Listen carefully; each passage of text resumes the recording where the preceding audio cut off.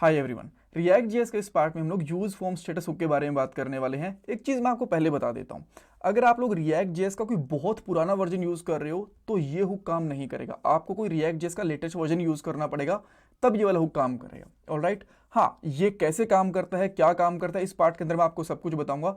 But उससे पहले एक छोटा सा एग्जांपल दिखा देता हूँ यूआई के ऊपर, उससे आपको बेसिक अंडरस्टैंडिंग होगी यूज फॉर्म स्टेटस हुक के बारे में, और ये भी पता चलेगा कि इस पार्ट के लास्ट में हम लोग क्या बनाने वाले हैं, क्या अचीव करने वाले हैं। तो यहाँ पे आपको दो इनपुट फील्ड दिख रही होंगी, एक नेम के लिए, एक पासवर्ड के लिए, और यहाँ पे एक बटन भी है सबमिट। जैसे ही हम लोग कभी सबमिट वाले बटन पे क्लिक करते हैं ना, मे बी आपने कभी लॉगिन का, साइन अप वगैरह का ऐसा बटन देखा होगा, तो फॉर्म सबमिट होने में थोड़ा सा टाइम लगता है। कभी कभी 2-4 सेकंड लगते हैं, कभी कभी 15-20 सेकंड भी लग जाते हैं, डिपेंड करता है कितना बड़ा फॉर्म है, क्या इंटरनेट की स्पीड वगैरह, इस तरीके से। सो हम लोग यहाँ पे क्या चाहते हैं कि जैसे ही सबमिट वाले बटन पे क्लिक करें, जब फॉर्म हमारा सबमिट हो रहा होगा ना, उसके बीच में ये वाला बटन डिसेबल होना चाहिए। जैसे कि अभी क्लिक करूंगा यहाँ पे, सो आप देखोगे थोड़ी देर के लिए ये वाला बटन है ना डिसेबल हो जाता है। सो ये फंक्शनैलिटी हम लोग कैसे अचीव कर सकते हैं, इस पार्ट के अंदर देखने वाले हैं। वैसे तो इसके 2-3 तरीके होते हैं रिएक्ट जेएस के अंदर, आप लोग चाहो तो स्टेट वगैरह का यूज भी कर सकते हो, बट वो तरीके काफी लेंथी होते हैं। रिएक्ट जेएस 19 के अंदर आपको मिलता है यूज फॉर्म स्टेटस हुक। ये आपको एक स्टेट देगा, उससे आपको ये पता चलेगा कि आपका जो फॉर्म है ना वो सबमिट हो चुका है कि नहीं हो चुका। ट्रू एंड फॉल्स बता देगा आपको, एंड उसके बेस के ऊपर आप लोग यहाँ पे सिंपली फॉर्म को सबमिट डिसेबल कर सकते हो इस बटन को, या फिर इनेबल कर सकते हो। राइट, सो यहाँ पे मैंने वही वाला एग्जांपल यूज करा था। अब इसका कोड देखते हैं कि हम लोग किस तरीके से इस हुक का यूज करके ये वाली फंक्शनैलिटी को अचीव कर सकते हैं। ऑलराइट, सो मेरे पास यहाँ पे app.jsx नाम से कंपोनेंट है। सो मैं यहाँ पे क्या करता हूँ, एक फॉर्म बना लेता हूँ। ठीक है, मैंने एक फॉर्म बनाया, और फॉर्म के अंदर मैं कुछ ज़्यादा नहीं करूँगा, बट यहाँ पे कुछ इनपुट फील्ड ले लेता हूँ। जैसे कि मैंने एक ली, यहाँ पे प्लेस होल्डर डाल देता हूँ, यहाँ पे डालता हूँ एंटर नेम। राइट, और यहाँ पे एक मैं पासवर्ड भी डाल देता हूँ।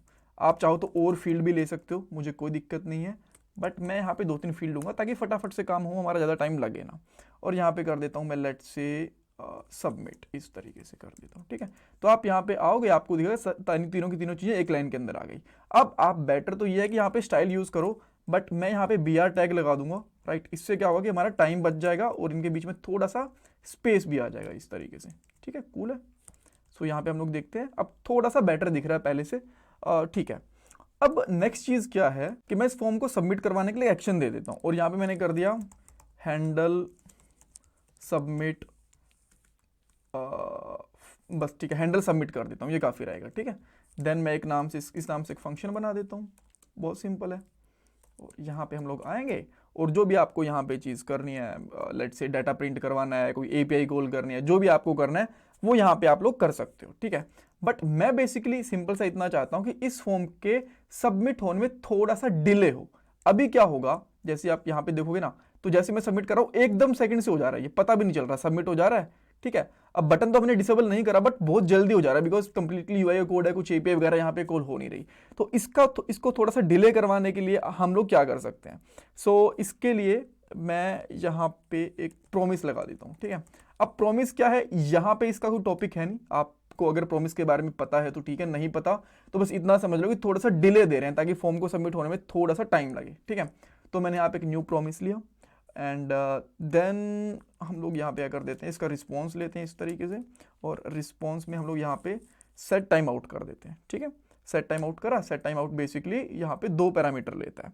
सो इतना भी करने की जरूरत नहीं है। सेट टाइम आउट में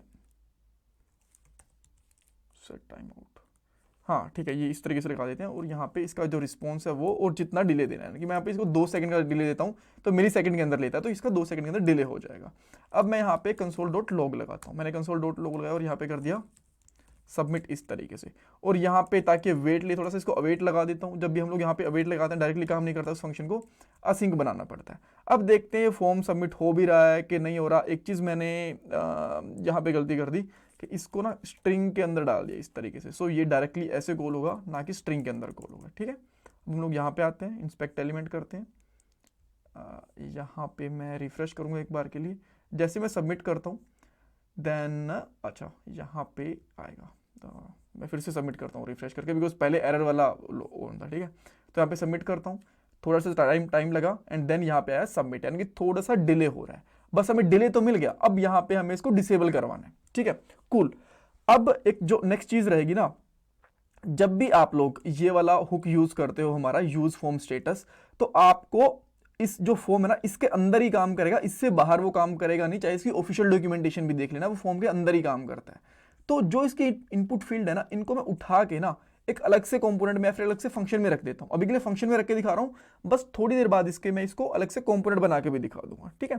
सो मैं यहाँ पे क्या करता हूँ, एक फंक्शन और यहाँ पे कर देता हूँ लेट्स से कस्टमर फॉर्म। इस तरीके से कर सकते हैं, कोई दिक्कत नहीं है। और यहाँ पे हम लोग क्या करते हैं, सिंपली इसको रिटर्न भी कर देते हैं। सो मैंने इसको रिटर्न कर दिया इस तरीके से, ठीक है। एंड अच्छा, यहाँ पे पहले डिव लेना पड़ेगा, ठीक है, एक डिव ले लिया एंड देन इसको इस तरीके से सबमिट कर दिया। तो अभी यहाँ पे देखोगे हमें कुछ भी नहीं दिख रहा। देन मैं इसको यहाँ पे जो हमारे पास कस्टम फॉर्म है, और कस्टम फॉर्म का जो सी है ना इसको कैपिटल कर लो, बिकॉज एज ए कंपोनेंट हम लोग इसको यूज करने वाले हैं बाद में भी। और यहाँ पे मैं इसको यूज कर देता हूँ इस तरीके से। एंड नाउ विल सी कि प्रॉपरली जैसा पहला था वैसे काम कर रहा है। यहाँ पे क्लिक कर रहा हूँ तो 2 सेकंड बाद भी हमें यहाँ पे रिप्लाई मिल रहा है, ठीक है, सबमिट हो रहा है, बिकॉज 2 सेकंड का हम लोगों ने यहाँ पे डिले दे रखा है। सब बढ़िया। अब जो ये आपका कस्टम फॉर्म है ना, यहाँ पे आपको सिंपली क्या करना है, एक कॉन्स्ट लेना है। यहाँ पे हम लोग कुछ निकालेंगे, इस तरीके से ब्लैंक लेंगे और यहाँ पे लिखेंगे use form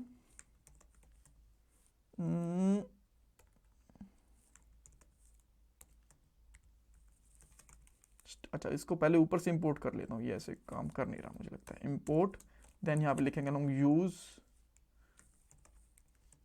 form status from, यहाँ पे कर देते हैं हम लोग रिएक्ट डॉम। इस तरीके से रिएक्ट डॉम से निकलेगा, रिएक्ट से निकलेगा, और ये स्टेट नहीं है, स्टेटस है, इस तरीके से, ठीक है।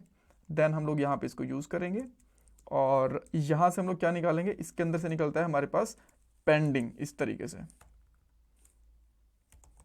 इस तरीके से निकलता है। इसके अंदर एक पेंडिंग स्टेट होती है। देखो जब हमारा फॉर्म सबमिट हो जाएगा तो ये स्टेट तब तक फॉल्स रहती है जब तक हमारा फॉर्म कंप्लीटली सबमिट नहीं हो चुका होता, ठीक है। सो ये फॉल्स रहेगी। तो अगर मैं यहाँ पे लगा दूं, इसका कंसोल चेक करना चाहूँ ना तो आप कंसोल भी चेक कर सकते हो। Let me check there. यहाँ पे करता हूँ कंसोल, और कंसोल में मैं पेंडिंग को इस तरीके से प्रिंट कर देता हूँ। अब हम लोग यहाँ पे आएंगे, मैं यहाँ पे सबमिट करता हूँ तो हाँ, तो देखा आप लोगों ने, जब तक पेंडिंग ट्रू रहता है, जब तक हमारा जो फॉर्म है सबमिट नहीं होता, देन बाद में फॉल्स हो जाता है। इस जैसे सबमिट वाला आता है तो इस तरीके से। एक बार फिर से दिखाता हूँ, क्लिक करा, ये कह रहा भाई अभी पेंडिंग है, एंड देन बाद में यहाँ पे ट्रू मिल जाता है इसको, इस तरीके से, ठीक है। सो ये ऐसे काम करता है। तो देन मैं अब क्या करूँगा, इसको यहाँ पे बटन के साथ में अगर लगा दूँ डिसेबल्ड, और इस तरीके से लगा दूंगा, तो इसको डिसेबल करके रखेगा ये जब तक हमारा फॉर्म सबमिट नहीं होगा। अब मैं करता हूँ इस पर क्लिक, एंड देखो थोड़ी देर के लिए हमारा क्या हो गया, फॉर्म डिसेबल हो गया। और जैसे ये सबमिट हो चुका होता है, 2 सेकंड हो चुके होते हैं, फिर से इनेबल हो जाता है इस तरीके से, ठीक है। अगर ये यहाँ पे 2 की जगह में मान लो 5 सेकंड दे दिया तो ये 5 सेकंड का वेट करेगा।